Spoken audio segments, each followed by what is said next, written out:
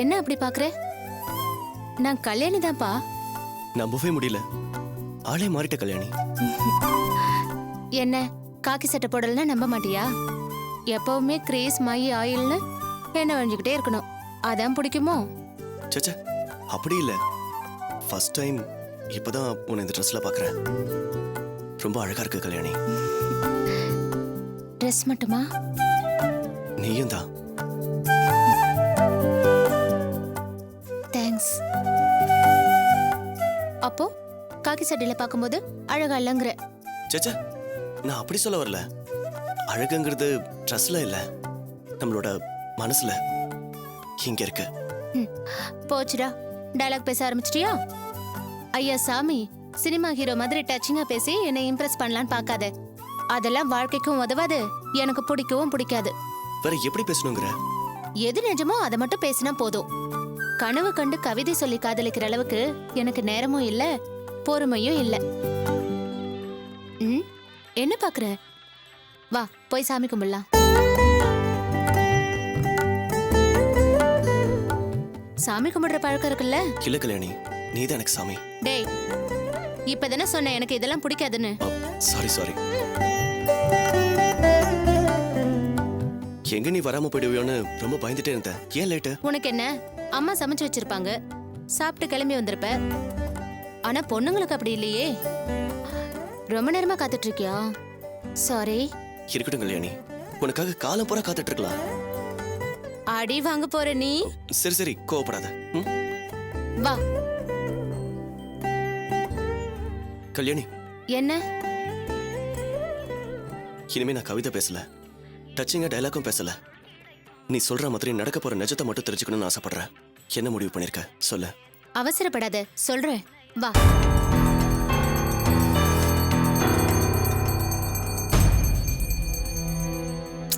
கும்பிடு.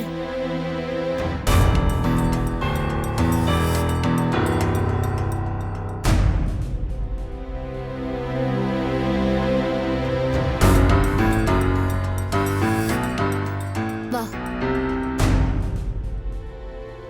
கல்யாணி. என்ன? என் பொறுமையை ரொம்ப சோதிக்கிற. இப்போ அது சொல்லு, உன் முடிவு என்ன? கண்டிப்பா சொல்றேன். ஆனா அதுக்கு முன்னால இந்த காதலுக்கு சாமியோட ஆசீர்வாதம் இருக்கா இல்லையான்னு தெரிஞ்சுக்கலாமா? எப்படி தெரிஞ்சுக்கிறது?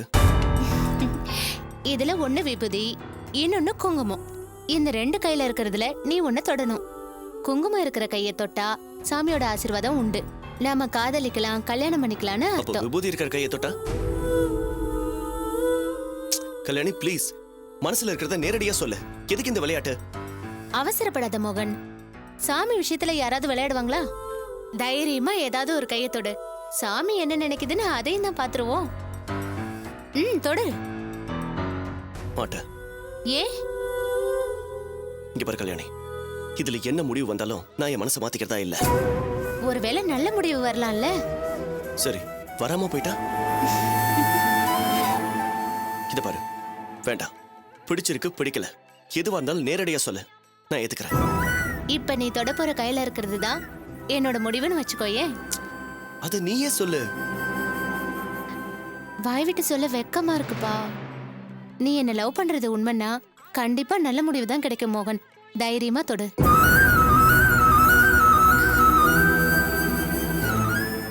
தொடு.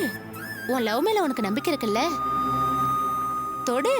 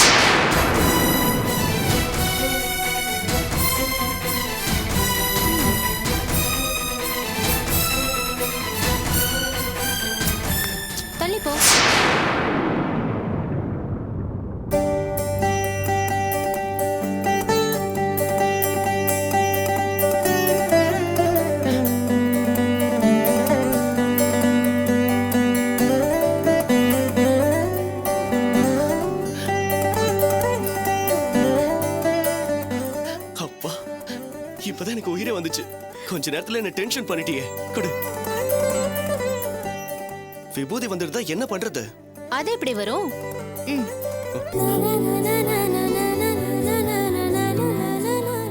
அடி பாவி, அப்ப இதுக்கு என்ன அர்த்தம்? ம்.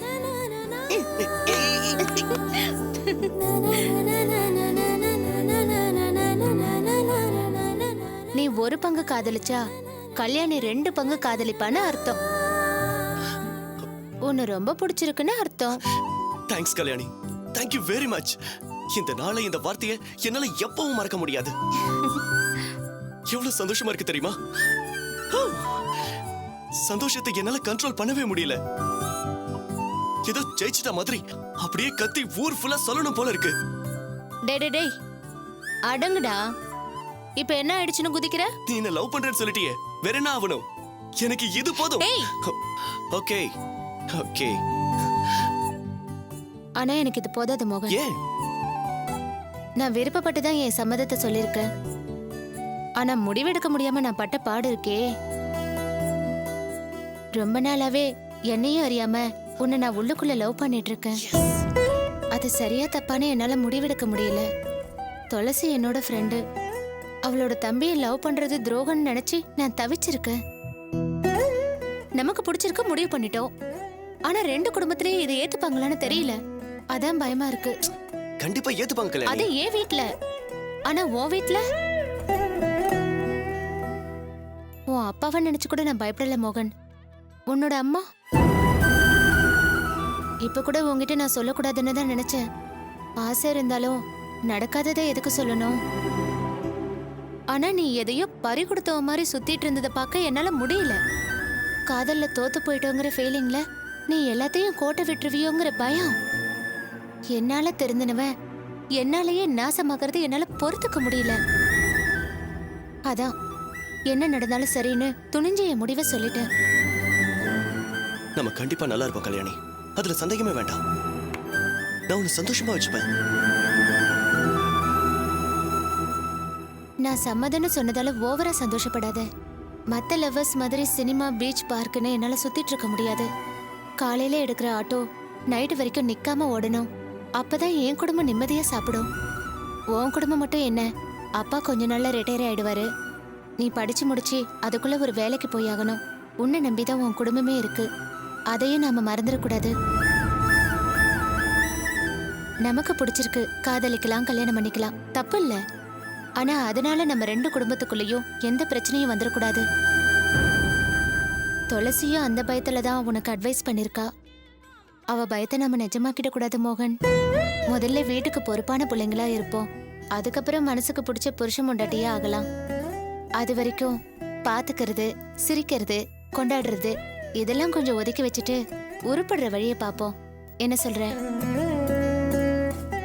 என்னடா இவ ஐ லவ் யூ சொல்லிட்டு ஆளையே பார்க்க கூடாதுன்னு சொல்றாளே அப்படின்னு யோசிக்கிறியா? இல்ல கல்யாணி, நீ பேசுனதுல ஒரு வார்த்தை கூட தப்பு இல்ல. உன்னோட விருப்பம் தான் என்னோட விருப்பம். நீ எப்படி இருக்கணும்னு ஆசைப்படுறியோ அப்படியே இருப்ப. நான் வரேன். மோகன், என் மேல ஒன்னும் கோவம் இல்லையே? நான் தான் அப்பவே சொன்னேன்ல, என் காதலை நீ ஏத்துக்கிட்ட, அந்த சந்தோஷமே எனக்கு போதும். என்னால ஜெயிக்க முடியும். இனிமே படிக்கணும், படிச்சு ஒரு நல்ல வேலையில சேரணுங்கிறத தவிர வேற எந்த ஏமும் எனக்கு கிடையாது. நான் வரேன் கல்யாணி.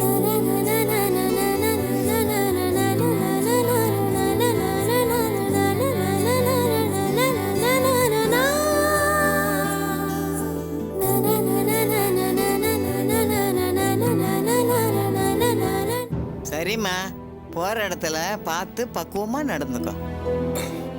யாருமா போன்ல? நம்ம துளசி தான் மாணிக்கம். அவளும் தமிழும் பெங்களூர் போயிட்டாங்களாம். ஆஹா, இப்பதாம்மா என் மனசுக்கு ரொம்ப நிம்மதியா இருக்கு. எனக்கு என்னமோ சங்கடமாவே இருக்குப்பா.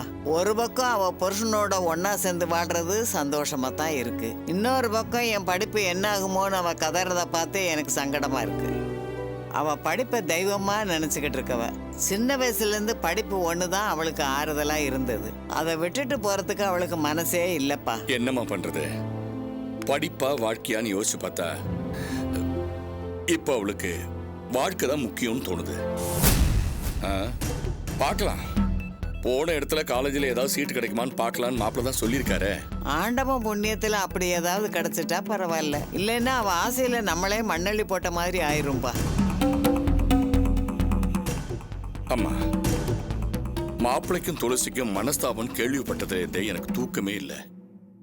தப்பு துளசி மேலையா இல்ல மாப்பிள்ளை மேலையான்னு என்னால யோசிக்க கூட முடியல. ஆனா இந்த பிரச்சனை பெருசாயிடக்கூடாதுன்ற கவலையில தான் நானும் இருந்தேன். அட சக்க, அப்போ புருஷன் பொண்டாட்டிக்குள்ளே பத்திக்கிச்சா? ரொம்ப சந்தோஷம். நான் சொன்னதை புரிஞ்சுக்கிட்டு துளசி மாப்பிள்ளையோட சமாதானமா போயிருக்காளே, அந்த அளவுக்கு எனக்கு சந்தோஷமா தான் இருக்குமா.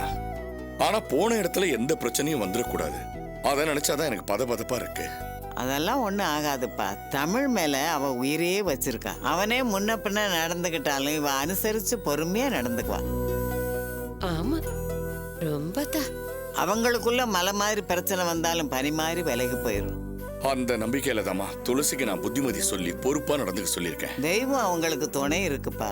நல்லபடியா பழச்சுப்பாங்க, நீ தைரியமா இருப்பா. சரி, நான் கோயிலுக்கு போயிட்டு வந்துடுறேன். சரிம்மா, பத்திரமா போயிட்டு வா. சரிப்பா. இவ ஒருத்தி வாசல்லே நின்று ஒட்டு கேட்டுக்கிட்டு இருக்கா. என்ன ஜென்மமோ.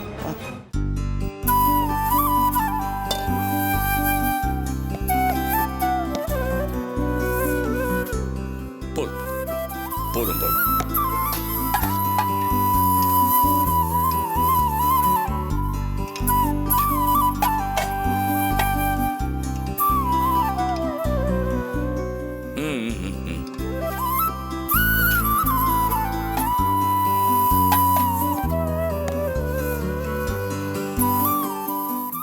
அம்மா, உங்க பொண்ணு பெங்களூர் போறதா பேசிட்டு இருந்தீங்களே, எதுக்கு? பொழைக்கிறதுக்கு. பின்ன புடவை விற்கவா போவாங்க? என்னமோ புருஷன் பொண்டாட்டிக்குள்ள பிரச்சனைன்னு பேசிக்கிட்டு இருந்தீங்களே, என்ன விஷயம் தெரிஞ்சுக்கலான்னு கேட்டா. நீ சந்தோஷப்படுற அளவுக்கு அவங்களுக்குள்ள எந்த பிரச்சனையும் இல்லை. மாப்பிள்ளைக்கு பெங்களூர்ல வேலை கிடைச்சிருக்கு, துளசி அவர் கூட போயிருக்கா. போதுமா? படக்கடவுளே, அப்போ துளசியோட படிப்பு என்னங்க ஆவறது? அங்க போயிட்டு இவளால படிக்க முடியாதே. அவ படிச்சா உனக்கு சந்தோஷமா இல்ல பாதியில நின்னா உனக்கு சந்தோஷமா? அவ நல்லா படிக்கிற பொண்ணாச்சே, அவ நல்லா படிக்கணுங்கிற ஆசையில தான் இப்படி துடிக்கிற. வேலை கிடைச்சா உங்க மாப்பிள்ளை மட்டும் தனியா போக வேண்டியதானே? இவ இங்க தனியா இருந்து படிப்பு முடிச்சிருப்பாள.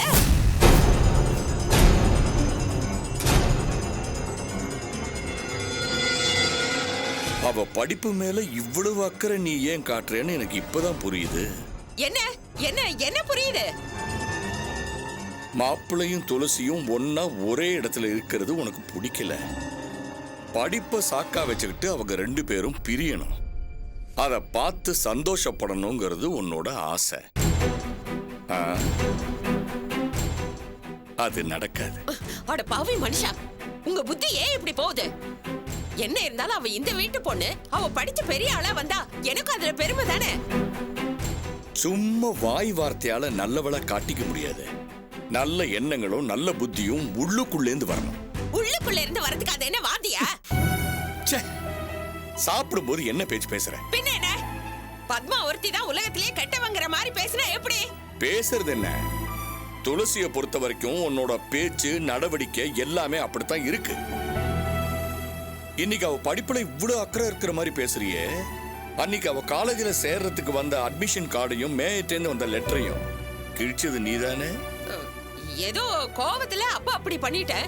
மனுஷங்க எப்பவும் ஒரே மாதிரியா இருப்பாங்க. ஓஹோ, உன்னோட ஒவ்வொரு வார்த்தைக்கும் என்ன அர்த்தம்னு எனக்கு நல்லா தெரியும். துளசி கெட்டு போயிட்டான்னு யாராவது வந்து சொல்ல மாட்டாங்களா? அதை கேட்டு சந்தோஷப்படலாமே நீ ஏங்கிக்கிட்டு இருக்க. ஆனா சத்தியமா சொல்றேன், அப்படி ஒரு சந்தோஷம் உனக்கு கிடைக்கவே கிடைக்காது. இதெல்லாம் எனக்கு தேவைதாயா? போனா போகுதுன்னு உங்க பொண்ணை பத்தி விசாரிக்கணும்னு நினைச்சு பாருங்க, என் புத்திய நல்லா அடிச்சுக்கணும். கெடுமதியும் கெட்ட புத்தியும் உள்ளவங்க என் பொண்ணை பத்தி விசாரிக்க வேண்டிய அவசியம் கிடையாது. துளசி இந்த வீட்டுல இருந்த வரைக்கும் ஒரு வார்த்தை நீ அன்பா பேசிருப்பியா? ஒரு வாய் சோறு போட்டிருப்பியா? இல்லையே. தாய் இல்லாத பொண்ணுன்னு கூட பார்க்காம அவளை எவ்வளவு சித்திரவதை பண்ணிருப்பேன். இப்ப எங்க இருந்து வந்துச்சு இந்த பாசமும் அக்கறையும்? பத்மா, நீ நல்லவ மாதிரி நடிக்கலாம், ஆனா இந்த ஜென்மத்துல நீ நல்லவளா மாறவே முடியாது. உன் உடம்பு முழுக்க ஓடிட்டு இருக்கிறது ரத்தம் இல்ல, விஷம். அத வேஷம் போட்டு நீ மறைச்சாலும் நம்புறதுக்கு நான் முட்டாள் இல்ல. போதும், நிறுத்துங்க. நான் மட்டும்தான் இந்த வீட்டுல அரக்கி ராட்சசி கெடுபுத்தி கொண்டவர். நீங்க எல்லாம் வாழ வைக்கிற தெய்வம் உத்தம புத்திரா இல்ல. என்னமோ நீங்க ஒரு ஆள் தான் அவளை வாழ வைக்கிற தெய்வம் ரொம்ப தான் பீத்திக்கிறீங்களே. உங்க அம்மாக்காரி ஒருத்தியை தவிர மத்த எல்லாருமே அவளை கொடுமை பண்ணவங்க தான். உங்களையும் சேர்த்துதான் சொல்றேன். மோகனை படிக்க வைக்க பணம் வேணும்னு சொன்ன மனசாட்சியே இல்லாம அவளை ஒரு கிழவனுக்கு கட்டி கொடுக்க ரெடியானவர் தானே நீங்க. அது பண்ணது நான் இல்ல, நீதான். சரி, என் மகன் நல்லா இருக்கணுங்கிறதுக்காக நான் தான் தப்பு பண்ணேன். உங்களுக்கு எங்க போச்சு புத்தி? என் பொண்ணுக்கு துரோகம் பண்ண மாட்டேன்னு கொதிச்சிருக்க வேண்டாமா?